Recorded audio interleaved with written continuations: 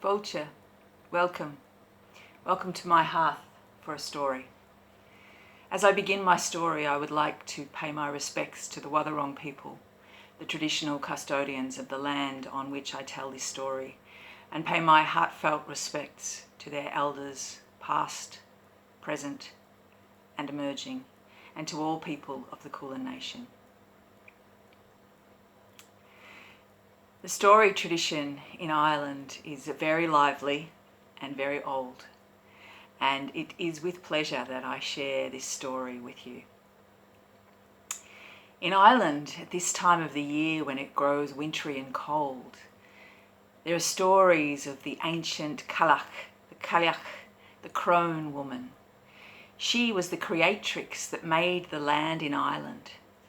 She took an apron full of stones and roved up the coasts with stones falling from her apron and forming the mountains. She had a stick with which she could stir up a storm at sea. And where her stories travel across through Ireland and into Scotland, where she's known as Cailleach, there's a story of her taking off her tartan and washing it 3 days at this time of the year, until all the colours run from the threads and it's completely white. And then she lays it on the mountains and it becomes the first snow of winter. The thing was that when Patrick came to Ireland, there couldn't be a woman of such magnitude roving around when you're introducing a new religion, a new story. And her stories were never lost, were never discarded, but they were kept alive on a reduced scale in the folklore. And this story is one of those stories that, whilst it seems to be telling the story of an ordinary woman living in a cottage in Mayo, it definitely has the imprint of the goddess in it. So one morning, Cailleach, the crone, was in her cottage when there came a knocking at her door. She went to the door and opened it, and there stood a man that she knew very well, for he had a reputation for being a great walker. And at that time, to be a great walker was a great thing. Now he had heard that she herself was also a great walker, and he'd come to challenge her to walk with him that day from where they were in the Nephin Mountains all the way down to the coast and to Galway City. Well, she looked around her cottage and she thought of the things that she had planned to do. Her weaving loom was set out and her spinning wheel was there. And she remembered she needed some cards for the wool. And she could get those at the market in Galway, so she agreed to walk with him. And she took her bag and the two went out and she drew the door shut. Now, I did a bit of research and I discovered that this walk would be about 92 kilometres. And that to make this walk in the time that the story suggests, you'd have to be walking at about 8 kilometres an hour. And the average walker walks at 3.5 kilometres an hour. So the walk was quite a feat, especially for an old woman. Now the man took off walking down the path, the old woman beside him, and he showed her no mercy. He took off at a great stride with great strength in him. And to his surprise, the old woman beside him kept up stride for stride.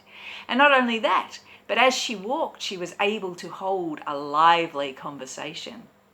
Well, they talked about the turning of the year, the seasons, the harvests. They talked about the caring of their animals, and they talked about the interpreting of dreams. Well, they made their way, and the man found her to be great company, and they came all the way into Galway City. He went one way to do what he needed to do. She went the other to the markets to get the cards she needed. And they met at the agreed place later. And they again were walking back up the mountain, back towards their home. Well, as they were not far out of Galway City, a third fellow came along and asked to join them in the walking. Well, they were most hospitable, And he joined along, and the walk continued, and so did the conversation, the turning of the seasons, the patterns in the stars, the interpreting of dreams. Well, as they walked, they came to a place where a river cut their path. And they knew that if they were to go along the river to the crossing place, that would add quite a bit to their journey, though it would be easier to cross. Now, this was the tired end of the day.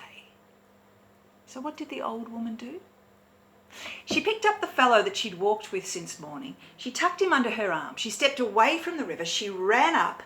She leapt, and she landed on the far side. She set the man down on his feet, and she walked on. But what of the man that was left on the other side of the river? Well, he called out, "Oi, what about me then? I've never done you any harm." The old woman from the far side of the river turned back and she said, "Don't try to work out what you'll never understand." And she turned and she went on her way. Well, she and the man she'd walked with since morning made it all the way back to their home place.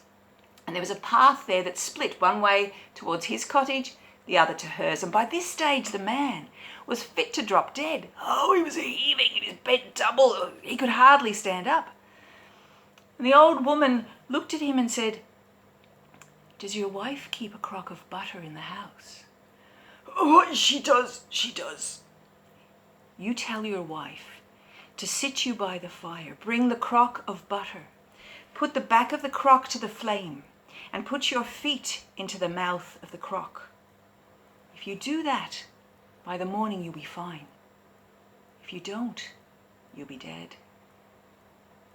Right, said the man. And he staggered away up the path to his home, and he told his wife exactly what to do. And she brought the crock, she placed the crock, she sat him in the chair, she put his feet in the mouth of the crock, and in the morning, he was fine. But what happened that night to the old girl? The old woman, when she went her way along the path to her own cottage? Well, when she reached her cottage, she saw that there was still work to be done. So she fed the goats, she milked the goats, she put the goats in the pen, she cut some wood, she stacked some wood, she split some wood, she put some by the outside of the house, and she took some in by the hearth. She did the weaving and the spinning that she'd planned to do at the beginning of the day. She made herself a meal, she cleared the meal away, she looked around her cottage, and she decided she might as well turn in. And so she went to bed and slept soundly, no doubt. But here's where I'd ask you to join with me, for she was quite a girl. So on the count of 3, I'd like you to let out a cheer. What a girl. Here we go. 1, 2, 3. What a girl! And that is my story. Karamila Mahagat.